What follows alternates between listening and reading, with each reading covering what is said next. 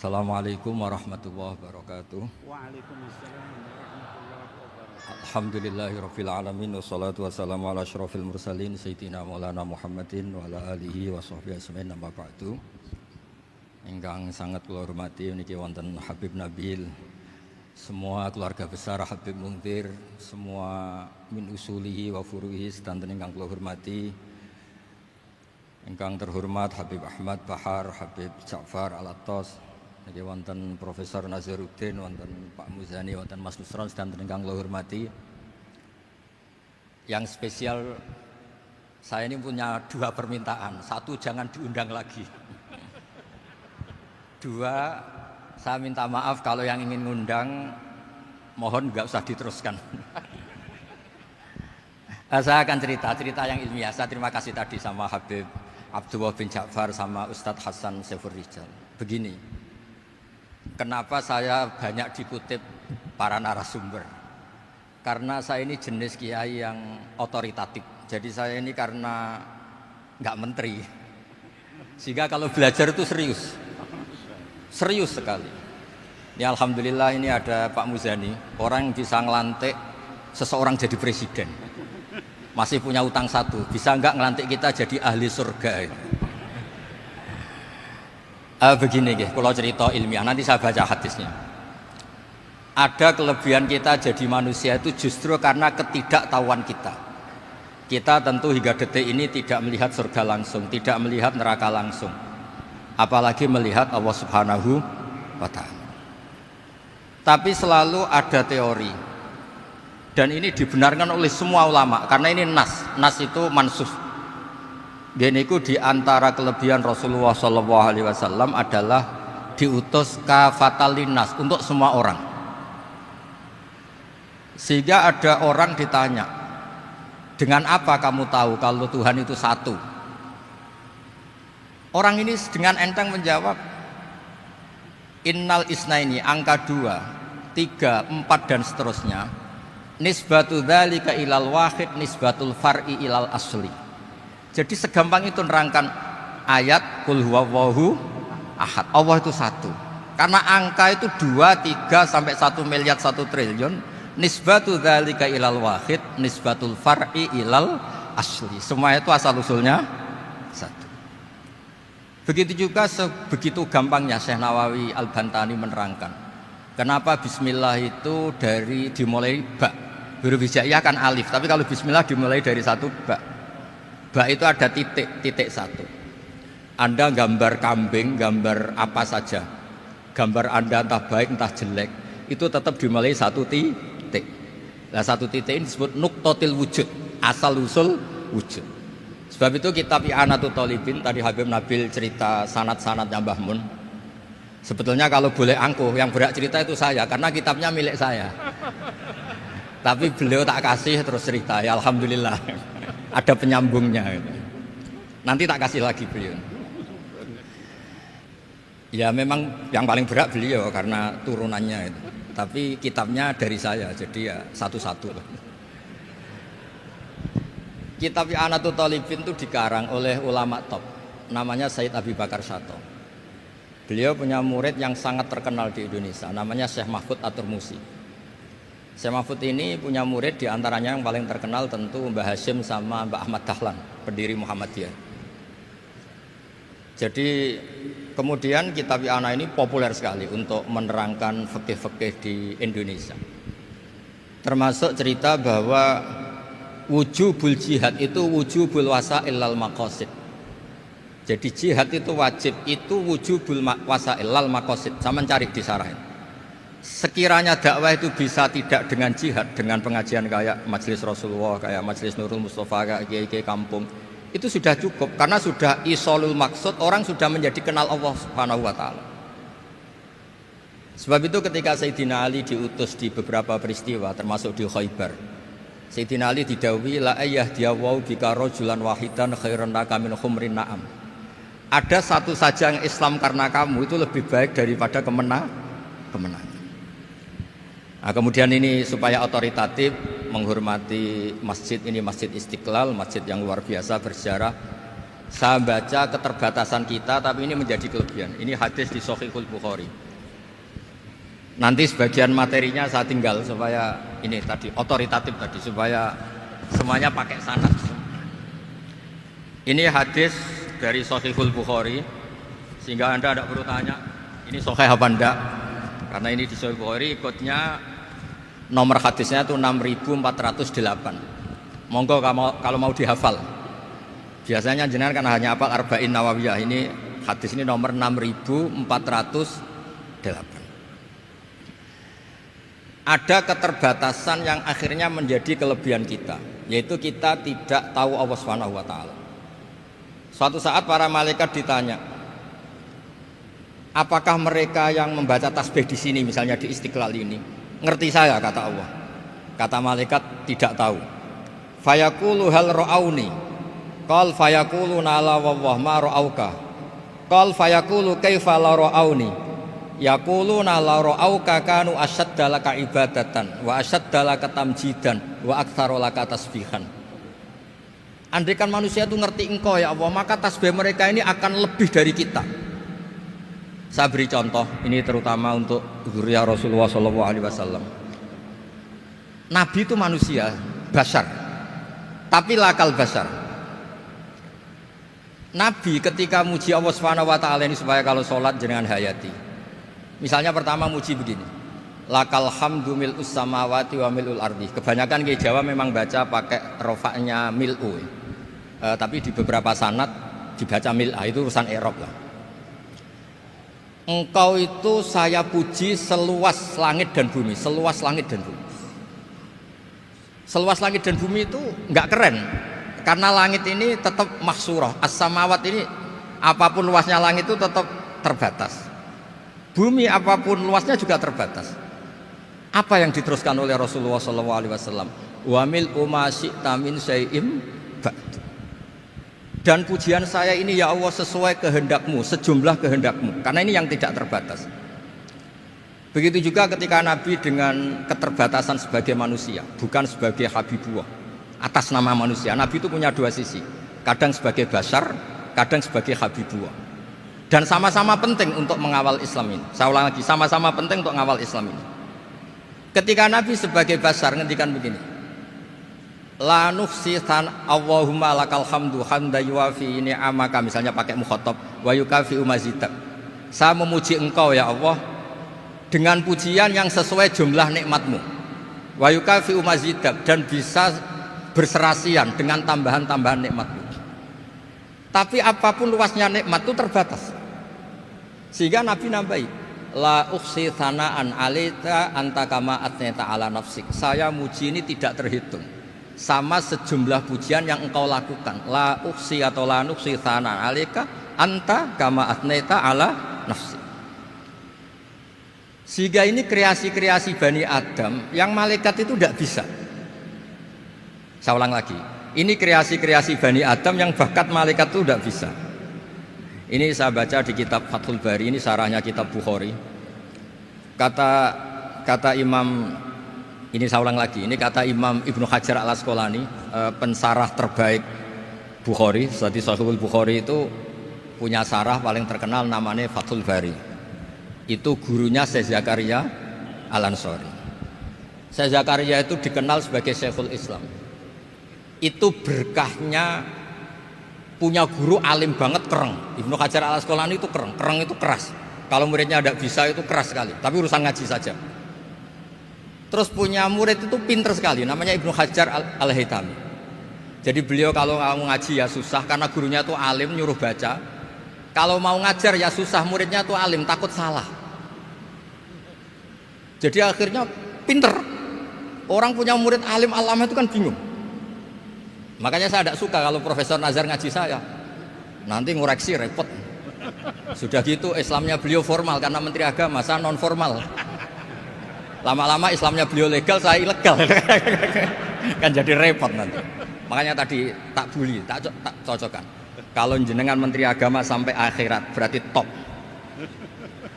Tapi kayaknya di akhirat saya yang ngelamar jadi Menteri Agama. Tidak ada, ini nggak penting. Ini hanya gojlokan saja supaya kelihatan bahwa menteri pun juga warga nopo Indonesia. Begini kata Ibnu Hajar Al Asqalani, ini saya baca ya supaya penghormatan saya sama Habib Umar Hafid. Saya ini baca kitab beliau khatam serius, namanya Taujihun Nabi li Mardhati Bari, yang ditulis oleh Ustadz Fahmi bin Ali bin Ubaidun. Saya baca banyak, termasuk ketika beliau punya manhaj yang tidak populer, kata beliau fala buddha antuwattina nafsaka ala annana khudamatu hadal kaun. Kamu harus yakin bahwa tugas kiai, tugas ulama itu khudamatu hadal kaun, mengkhidmati semua alam raya ini. Dan jangan pernah putus asa, misalnya melihat non muslim terus kamu putus asa, ini non muslim enggak. Bisa saja suatu saat rubbama aslama fakhasuna islamu, bisa saja dia Islam fakhasuna Islam.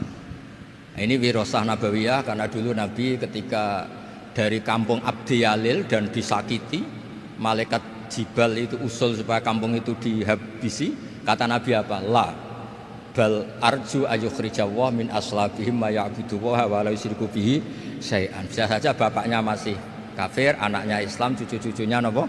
Islam. Kayak apa Nabi itu? Rojaknya Masya Allah.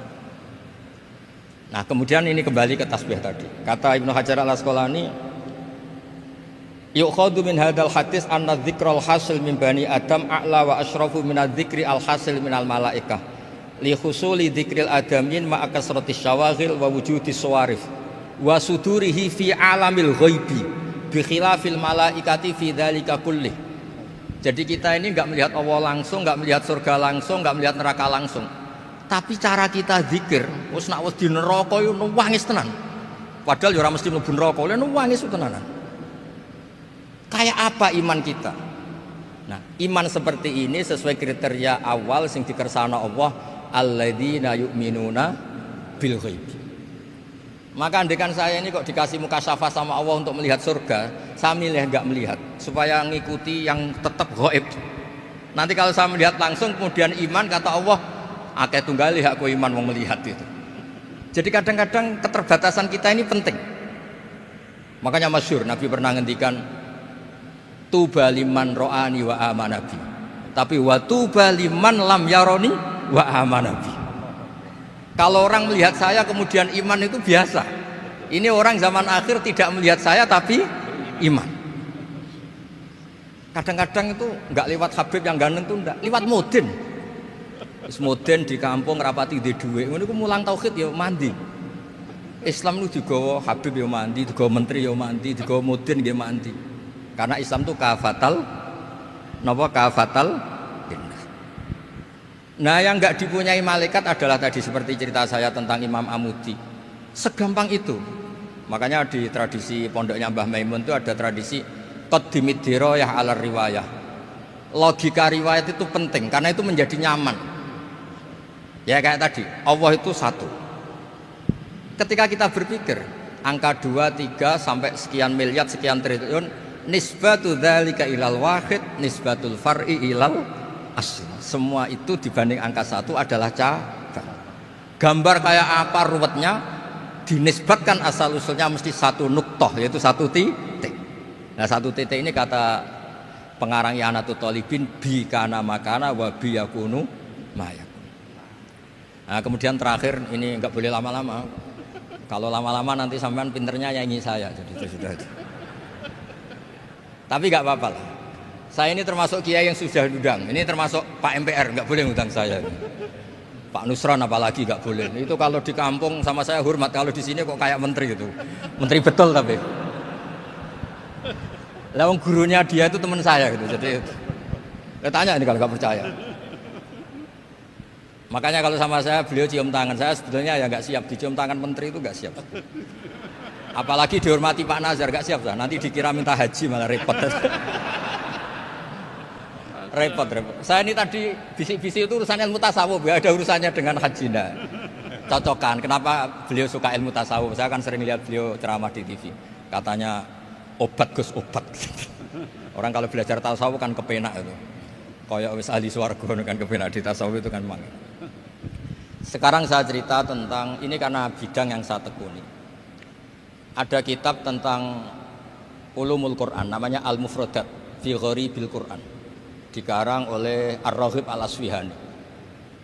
Ini kitab luar biasa. Di situ hanya cerita lafat-lafat per kata. Saya tadi sebelum kesini ngajar dulu di pondoknya Beki, Baitul Qurannya Pak Kures, karena memang saya termasuk pengajar di sana. Artinya kalau saya sering ke situ jangan iri, memang saya termasuk pengajar di sana. Termasuk pengajar yang keren maksudnya. Keren itu artinya pakai referensi, bukan asal. Begini kata kitab itu. Rasulullah SAW itu kan punya nama Muhammad, orang yang banyak sikapnya atau semua sikapnya terpuji. Termasuk ketika sebagai manusia, sama lagi termasuk ketika sebagai apa? Manusia. Sebagai manusia aja Nabi gak pernah salah. Begini kata kitab itu. Nabi-nabi yang keren-keren itu, sama lihat di Ahaditsus Syafa'ah, itu masih egois. Ketika ada haulul mauqif, ada prahara mauqif, itu semua Nabi bilang nafsi, nafsi, nafsi, nafsi. Ketika dimintai syafaat bilang nafsi, nafsi. Tapi Rasulullah SAW itu beliau ngendikan ummati, ummati. Dan beliau ketika dimintai syafaat kata beliau, sudah, analah, saya bisa memberi syafaat. Kata beliau, fa'akhirru lillahi ta'ala sajidan fayaqulu li ya Muhammad irfa' ra'sak wasal tu'tah wasfa'tu syaffa'. Kayak apa hebatnya Rasulullah SAW? Umumnya para nabi melihat akhirat itu sudah akhir dari semua amal. Itu menurut Nabi Muhammad gak keren. Allah itu gak bisa didikte akhirat. Allah itu Tuhan, tetap yaf'alu ma yasha. Jadi gak bisa misalnya sudah akhirat orang nyuwun sewu terus tanya, ya Rasulullah ini sudah akhirat kok jenengan sujud bareng ini gimana? Ini sudah gak darul amal tapi ini darul jaza. Gak bisa. Akhirat gak bisa dibatasi. Karena akhirat gak bisa membatasi Allah, Nabi tetap dengan rileksnya minta sama Allah. Fa ahmaduhu bima hamida 'allamani ya rabbi. Kemudian saat itu saya muji-muji Allah dengan pujian yang luar biasa. Terus kata kitab itu, fa Muhammadun ahmadu min ghairihi. Makanya beliau punya nama Ahmad. Ahmad itu afal tafdil, bukan fi'il mudhari' waqi' mutakallim. Ini pernah madrasah dulu di Kutsian. Tamat. Terus. Beliau kalau di rumah hormatnya enggak kayak tadi, lebih dari itu. Tadi di sini pejabat terus. Sembrono ya di sini itu kelewat itu. Ya tapi enggak apa-apa itu. Tadi sudah dipuji, akhlaknya baik, apa-apa baik, alhamdulillah. Fa Muhammadun ahmadu min ghairihi. Ketika para nabi enggak bisa muji Allah di mahsyar, bahkan mereka itu nyuwun sewu egois, hanya mikir diri sendiri, nafsi-nafsi. Rasulullah Muhammad ini punya nyali untuk muji Allah dan tetap mengajukan permohonan apa? Syafaat. Makanya disebut fa Muhammadun ahmadu min ghairi. Sampeyan lihat di Bukhari, di Muslim. Fa ahmadu fi mahamida 'allamani rabbi. Tetap muji-muji Allah. Nah, bukti bahwa teori saya benar dan otoritatif adalah yang enggak bisa hilang di surga itu juga wiridan. Ketika kita masuk surga, apa kita kegiatannya? Da'wahum fiha subhanakallahumma wa tahiyyatuhum fiha salam wa akhiru da'wahum alhamdulillahi rabbil alamin. Nah, kemudian ini juga yang terus kemudian dinyatakan al-baqiyatus sholihat. Ini kalimat-kalimat yang abadi. Karena apa? Di dunia ya kita bilang subhanallah alhamdulillah, di akhirat dia bilang subhanallah. Kayak apa kerennya kita sebagai Bani Adam? Nah, makanya disebut alladzina yu'minuna bil ghaibi. Wong tidak melihat Allah, tidak melihat surga, tidak melihat neraka, tapi iman kita ini kayak iman sing musyahadah. Iman sing hakul yakin, ainul yakin. Kenapa demikian? Ya karena tadi kita diajari terus menerus oleh Rasulullah SAW. Yang terakhir saya cerita mukjizat. Ini juga terkait dengan betapa mudahnya hadad din ini di logika, dicerna. Kata Rasulullah SAW, sabda Nabi di hadis, saya ulang lagi ini hadis sahih di bab awal Fadailul Quran di Sahihul Bukhari. Dicek kalau nggak percaya dicek. Ma minal anbiya'i nabiyyun illa u'tiya minal ayati ma misluhu amana alaihil bashar. Wa innama kana alladzi utitu wahyan auhahu wa ilayya fa arju an akuna aktsarahum tabi'an yaumal qiyamah. Enggak ada nabi kemudian kecuali dikasih wahyu, dikasih mukjizat. Dan mukjizat ini dahsyat sehingga orang itu dipaksa iman. Kayak Nabi Soleh ada unta besar keluar dari batu. Nabi Musa punya tongkat dipukulkan ke Laut Merah langsung menyibak jadi daratan. Tapi kata Nabi Muhammad SAW, kata, saya itu tidak punya mukjizat kayak itu, juga gak ingin. Saya ini dikasih mukjizat Al-Quran, dan saya berharap karena mukjizat Quran ini adalah terus kemudian umatku menjadi yang terbanyak ila yaumil ya. Sekarang kita berlogika. Ini kata kitab Fathul Bari lagi. Kita berlogika. A'jaza yu'jizu i'jazan. Sesuatu yang menjadikan orang lain gak mampu disebut i'jaz. Kemudian karena ayat menjadi mukjizat, sesuatu yang kita sepakat tidak mampu. Nah kalau itu masalahnya, tongkat dipukulkan laut kemudian menjadi kering, kita mampu enggak? Enggak kan?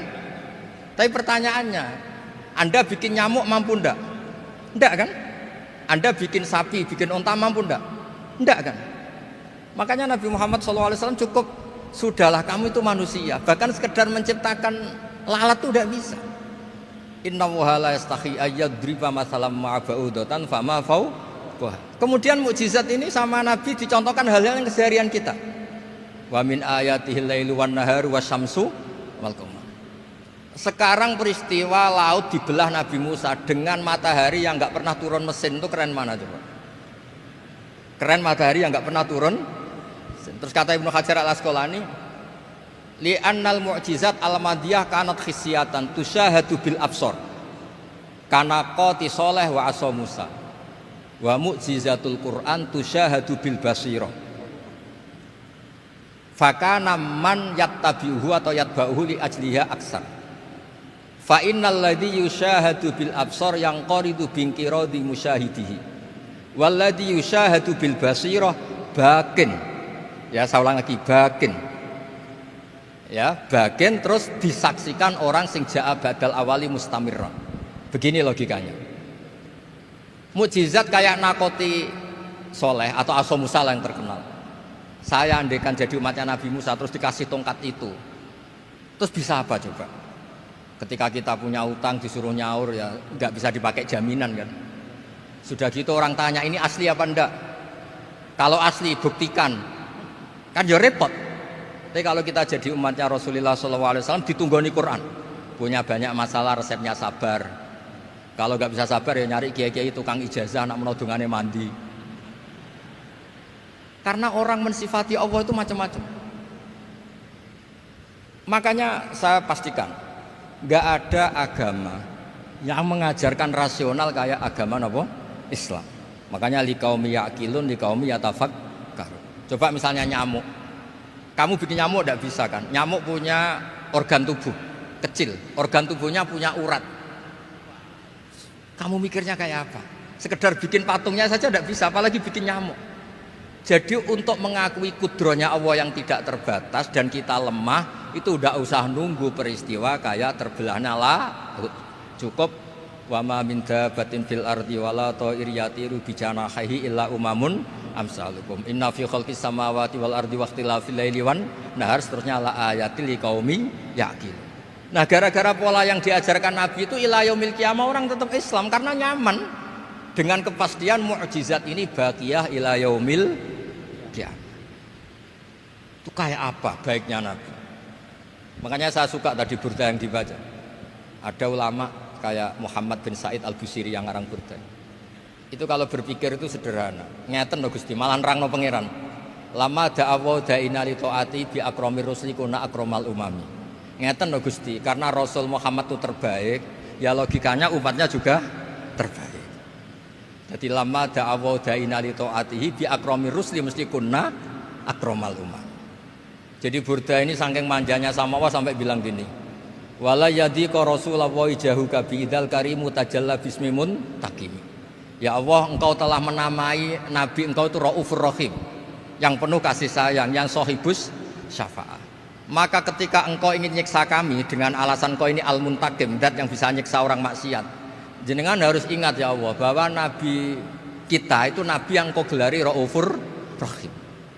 Ya kalau gitu jangan jadi nyiksa. Terus gunanya apa digelari Raufur Rahim ra iso nyafaati gitu itu jenenge. Wala yadhiqa Rasulullah jahuka bi idzal karimu tajalla bismimuntai. Terus fa inna min judika dunya wa darrataha wa min ulumika ilmal lauhi wal qalam. Dan itu juga yang dibuktikan Rasulullah SAW.